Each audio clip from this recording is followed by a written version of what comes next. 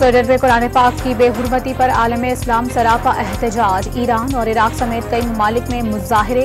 बेहुरमती करने वालों को सख्त सजा देने का मुतालबा।